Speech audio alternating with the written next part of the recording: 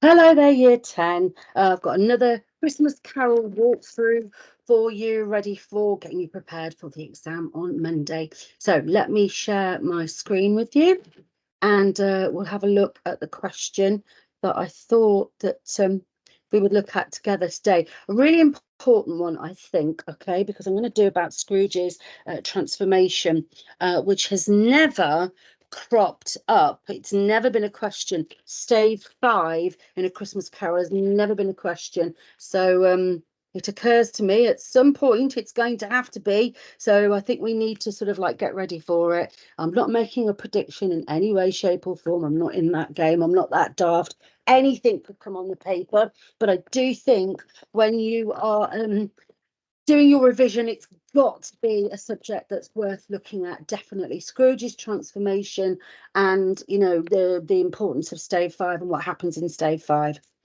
So 1 hour 45-minute exam. Just repeating myself here in case you haven't seen previous videos. You split your time equally between the two questions. They're both worth the same number of marks.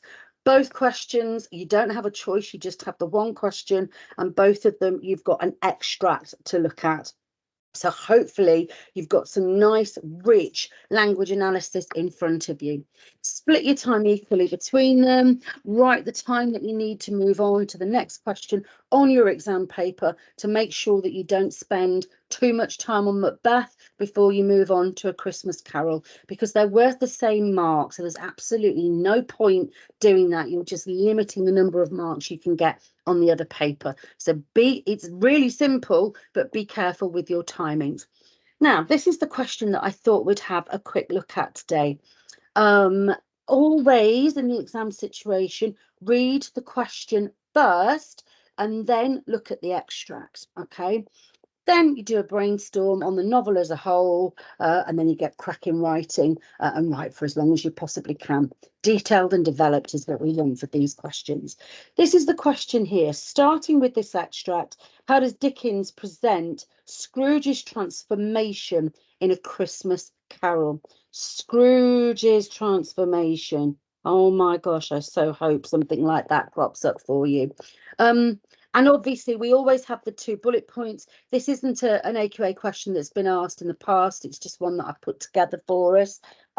We always have the 2 bullet points where it asks you to write about his transformation in the extract and then his transformation in the novel as a whole. Said this before, it's not a 50-50 split between the two. It's going to depend on the extract that you've got, how rich it is in terms of language and how much you think you can use from it.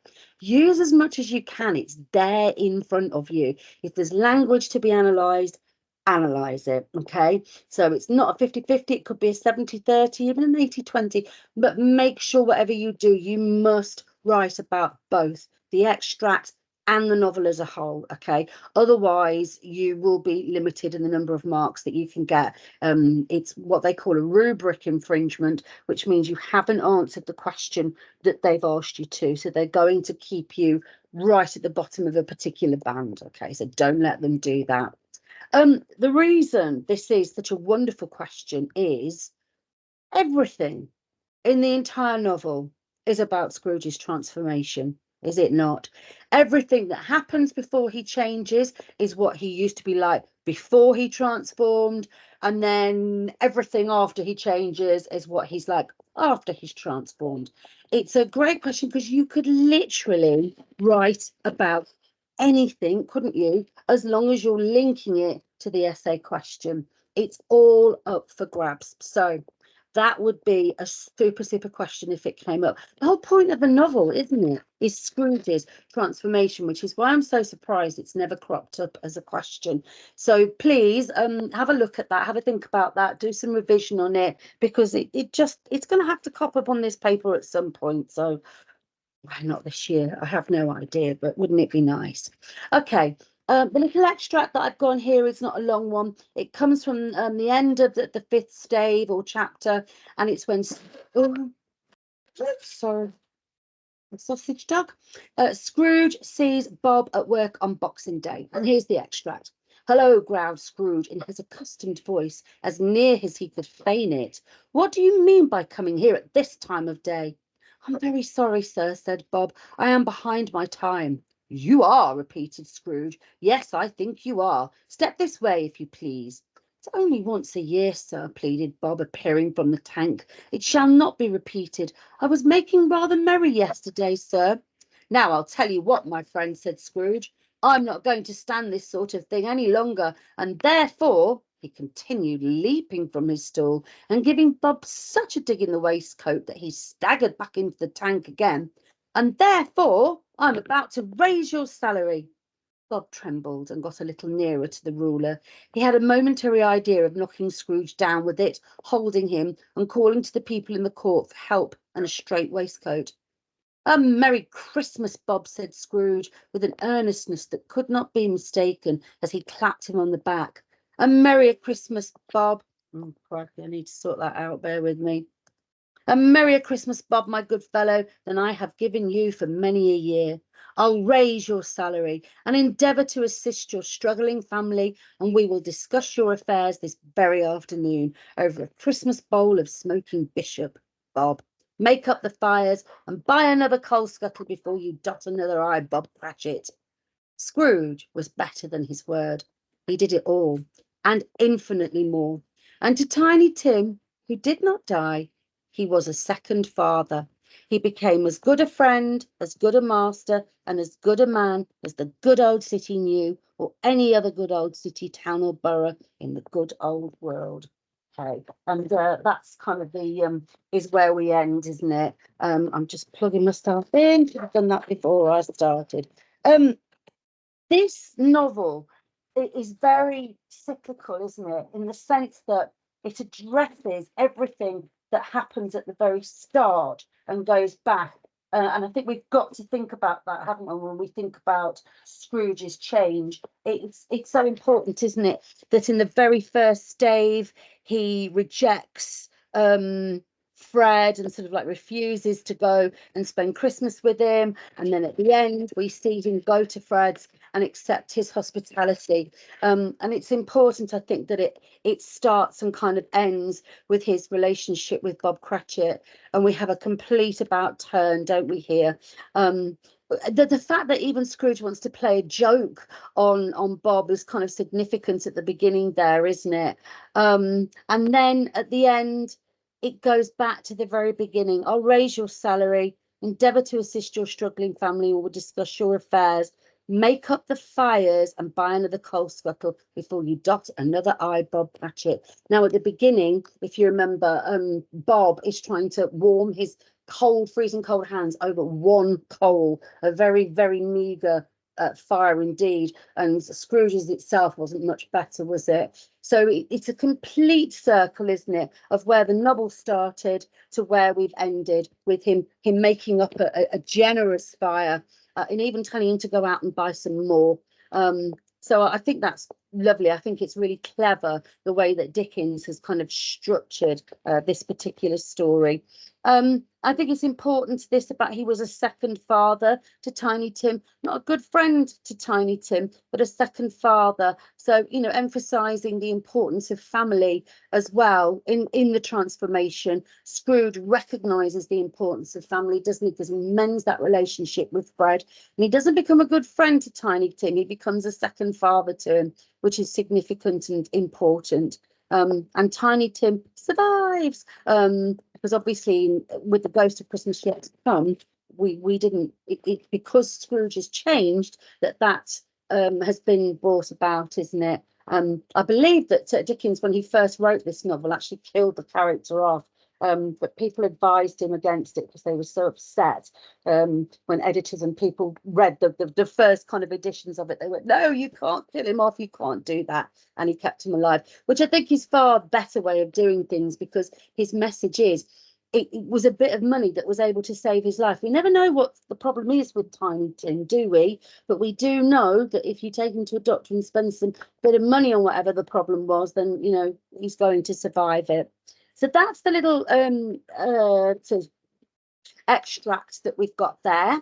what I'm going to do now is a bit of a brainstorm of some of the things, I say some of the things that you could write about in an essay of this nature when you do your brainstorm before you start writing, okay?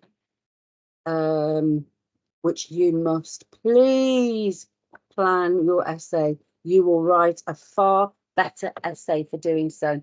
Now, like I said, this is such a lovely question. It really is a gift of a question, because honestly, everything in that novel is how horrible Scrooge used to be, or how nice he is when he's changed. There's a lot more how horrible he used to be, isn't there? But it's all relevant to the question. What brings about the changes? Well, obviously, I think the most important thing in the transformation is obviously the visits from the ghosts, isn't it? And this is what Dickens uses the ghosts. I'm going to say his change is catalyzed by their visits. Okay, so he uses the ghost, doesn't he, to bring about this change. Catalyze just means makes happen. The ghosts, they highlight the consequences of his actions and his attitudes. Okay, they show Scrooge, if he carries on being the way that he is, what will happen. So the ghost of Christmas past, what's his purpose in this? He looks at his childhood and his early adulthood, doesn't he? Adulthood. His lost innocence, and the moments of joy. I'm thinking of joy, sorry, of joy that contrast with his current miserly state. When we see the Scrooge dancing with Fezziwig, that's a very different Scrooge. Now, I think that little scene, the whole Ghost of Christmas Past, is really important, because without that, we wouldn't care as an audience. We'd like, we just think he's a horrible old man. So what's the point? What's the point of him changing? Why are these ghosts even bothering? And I think that we need to see the Ghost of Christmas Past, because without him, his transformation, without seeing that, we wouldn't care. He's worth redeeming, isn't he? But this is a person who was once capable of these emotions, and therefore he's worth saving. And I think without seeing his early life, I'm not sure that as an audience we would feel that, because he's just horrid, isn't he? So that's why it's an important part of his transformation. We can see that he is capable of feeling those emotions, because he once did. Okay, Christmas present. Now, this is a really important ghost, because he presents the hardships faced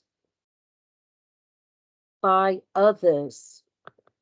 Okay, particularly the Cratchits, who are hugely important. Now, without the Ghost of Christmas Present, we wouldn't see how the Cratchits are living. We wouldn't see how other people are suffering. And as you know, this was entirely Dickens' point in this novel, wasn't it? To show his audience how the poor lived, how society was structured, you know, what things went wrong. Okay, so that's why this is a very important part of his transformation. He introduces, this is the ghost, the spirits of, let's call it generosity and community. Okay. He shows us all those people who live in difficult circumstances, but who are capable of celebrating Christmas all over the world. And that's what he's showing us, isn't he? That ghost of Christmas present. And of course, Christmas yet to come is what I'm writing there. He's important because we also have, through him, we have ignorance and want, and Scrooge's words come back to haunt him, which I think is an absolute turning point in the novel. Are there no prisons? Are there no workhouses? And then the ghost repeats those words to Scrooge, and he learns such an enormous lesson from that. That's when he really makes a change, when he hears his own words spoken back to him. I think that's a really incredibly important part of his transformation, and a really important part of the novel. Now, the Christmas yet to come, what does this show him? A bleak future, completely devoid of human love, and human, well, just love, yeah, devoid of love and human connection. Okay. This compels Scrooge to confront his mortality, all right, and the legacy he will leave behind. Okay. Yeah, that's what I mean. This ghost scares him, obviously, which is going to be part of his transformation. But he suddenly realizes that if he doesn't change, nobody will care. His poor body is stolen from. Nobody even wants to go to his funeral. There's nobody cares, do they? And that's his legacy. That's the thing that he will leave behind if he doesn't change. And I think that scares him. So, of course, so all three ghosts, very important parts of his transformation, because that is their purpose in the novel, isn't it? Okay. So this all is about, for Scrooge, we've got reflection and self-examination. Okay, which is what the spirits make him do. He confronts the reality of his past and his present and his potential future. Now, that word potential is very important, I think, because the thing that he's taught by the ghost is that if he changes, and he has the capacity to change, he can change the future, can't he? So we have this intense self-reflection.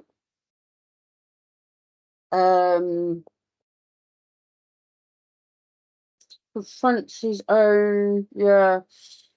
He sees missed opportunities. I think he has regrets as well.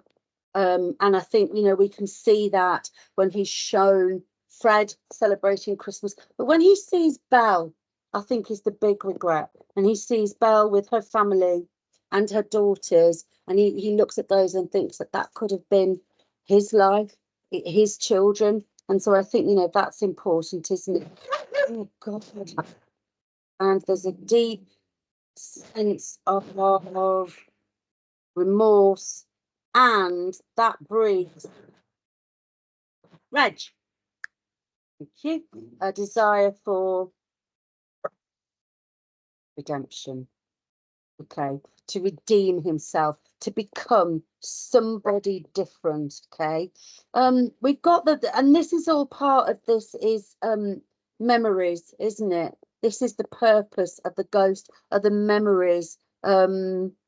I think, and that brings about, like I said before, the feelings of regret. Symbolism. and imagery used by Dickens. We've got, yeah, think about his emotional coldness at the start, juxtaposed with warmth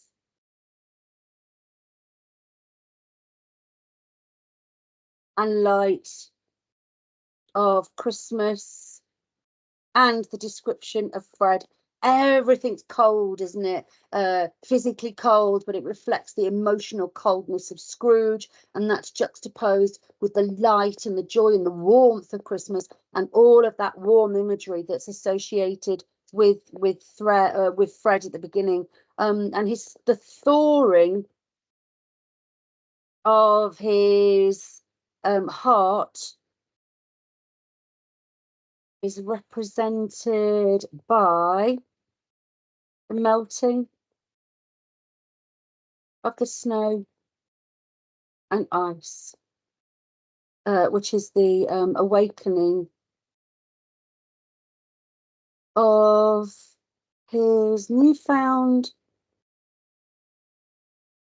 compassion. Okay, so we've got all that symbolism there, haven't we? And lastly, I'm going to have to go on to the next page. Redemption.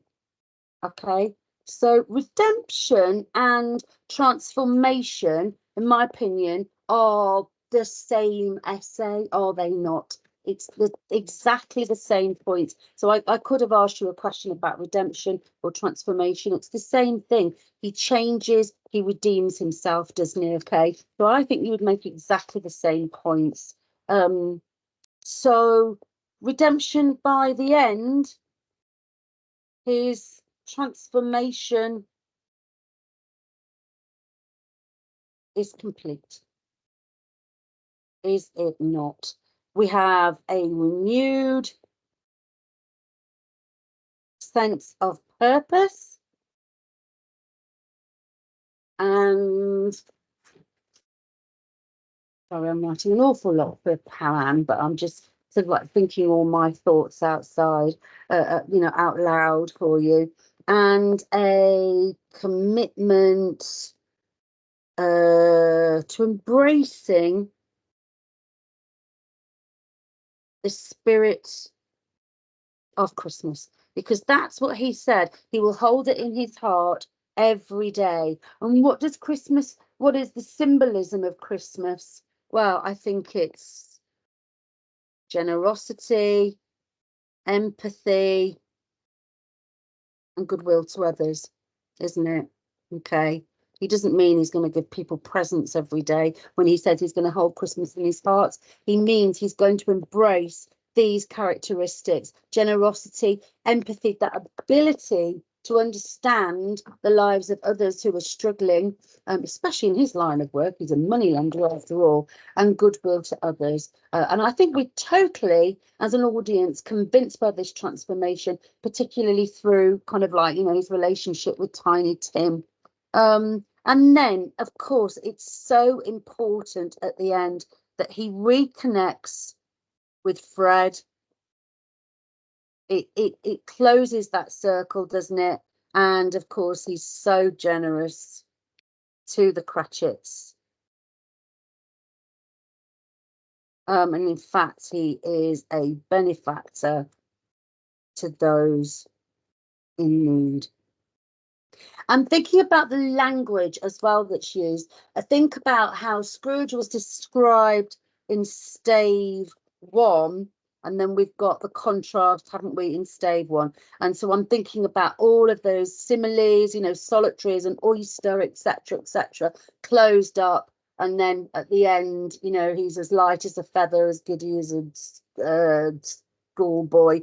There's an angel reference there as well, isn't there? That the complete difference between the language and the imagery that's used to describe them, it couldn't be more different. All of a sudden, he's kind of free and and lifted from all of those horrible bits of him was how he was before.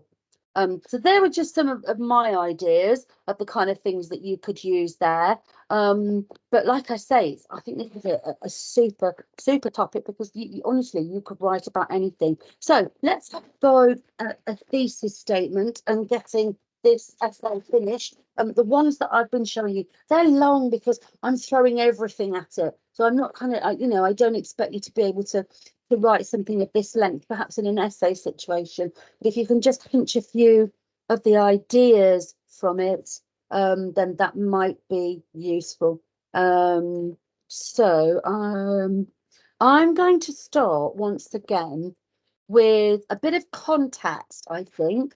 Now, remember what I've said about context, massively important. AO3 is one of your assessment objectives, so you need to show that you understand, but we do it when it makes sense, and not just as a bolt-on sort of thing when you remember, oh, I've got to talk about context, all right? So something that when it actually makes sense. So I quite like, if it makes sense, to include it in my thesis statement. So I'm going to start off with Dickens was deeply concerned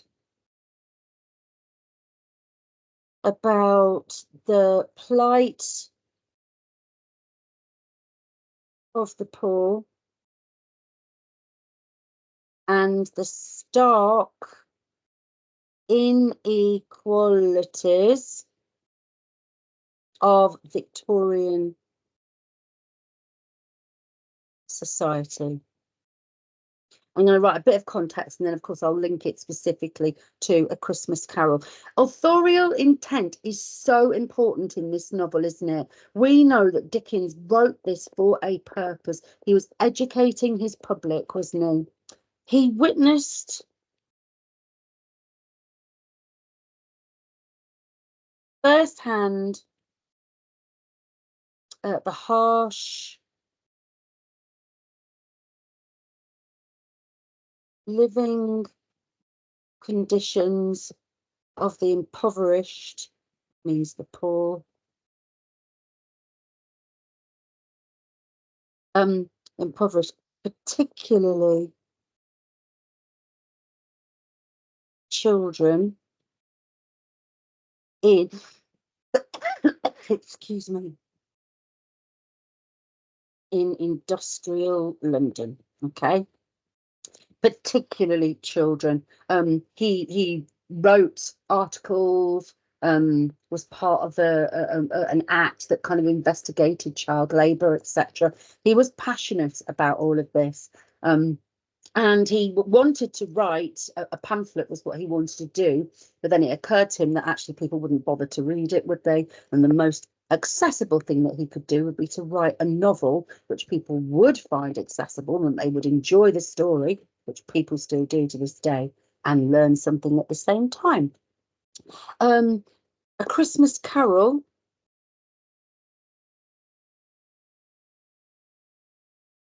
was therefore written to draw attention to the social injustices of the time and to advocate, means to in champion, or to champion something, to advocate it, to recommend it, to advocate for compassion, generosity, and social reform. Yeah, he didn't want us all just to become nice people. He actually wanted society to change. He wanted societal, social reform, government to put certain things in place as well. That's why he wrote the novel. Okay, so I've put my authorial, intent up front with a bit of context. So I'm saying to the examiner, I know why he wrote this novel. Okay, and now I'm going to link it to A Christmas Carol. I'm now going to say in A Christmas Carol, capital letter because it's part of the title. In A Christmas Carol, Dickens presents, meant to be the transformation of Ebenezer Scrooge. Let's give him his full name in my opening paragraph. Of Ebenezer Scrooge from a miserly, cold-hearted individual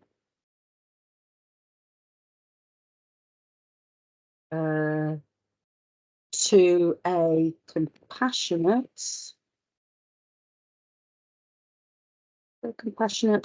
and joyful person. And there's no doubt that he is joyful at the end, is there? All that leaping about. Dickens masterfully, so he does do it well, portrays Scrooge's transformation as a profound, that means deep, as a profound awakening of the spirit. It's deep, this. The story emphasizes the capacity,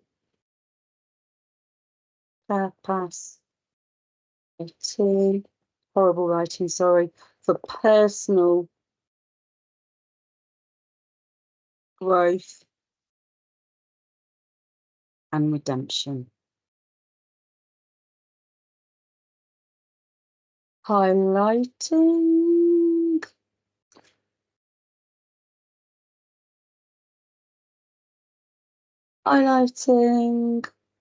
the power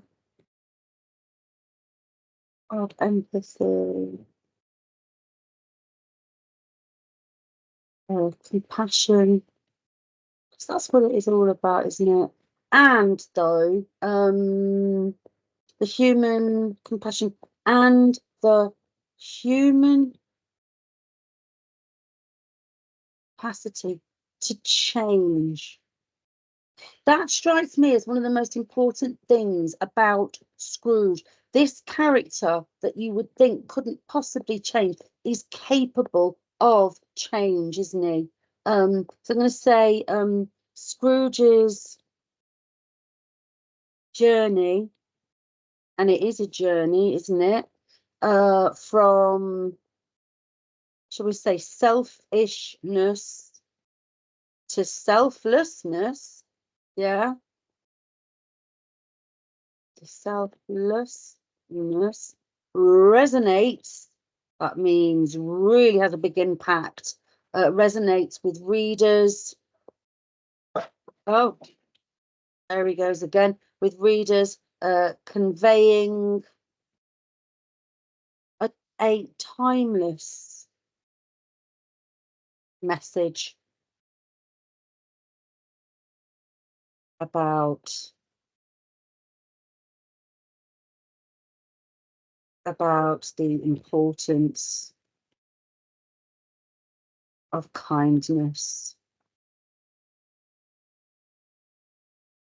and generosity. Interesting, isn't it? That only a few years ago there was a big campaign, wasn't there? Just be kind, just be kind. And I think, you know, that actually Dickens, is he saying something similar there? And then I thought about adding this to the end. His simple, I don't know if this is a bit simplistic, but I'm kind of saying his simple message is this: if Scrooge can change,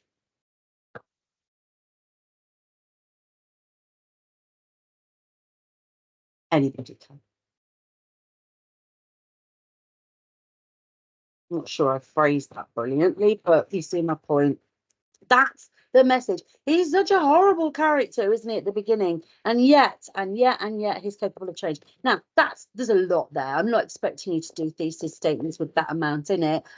But it's just a few ideas about, transformation, and maybe redemption. Now, then, obviously, once we've done our thesis statement, our big idea at the beginning, and then, of course, we do a series of our what, our how, and our why. And when we zoom in and we start to do some language analysis, and we start maybe with something from the extracts, maybe looking at all the repetition of good at the end there. Good a friend is good a master, as good a man as the good old city knew, and emphasizing, the good person that Scrooge has become at the end there. And we might go one on the extract, one on the novel as a whole, one on the extract, two on the novel as a whole. I think if I was answering this question, I would probably be writing more about the novel as a whole than I would about the extract. Depends entirely on the extract, isn't it? So make sure, I think it's really important that one of the, the themes that you do revise, ready for paper one for the exam, is going to be, whatever you want to call it, his transformation, his redemption. They're one and the same thing, aren't they? And just, having a few ideas, maybe practicing a few thesis statements, that kind of thing as well. Okay. Thank you for listening, guys. I hope that's been even just a tiny bit helpful for you. And I wish you all the very best of luck for Monday's paper one exam. Do some work over the weekend. Be prepared. Remember, the better you know the novel and the better you know the play of Macbeth, the easier it will be to answer a question. Good luck.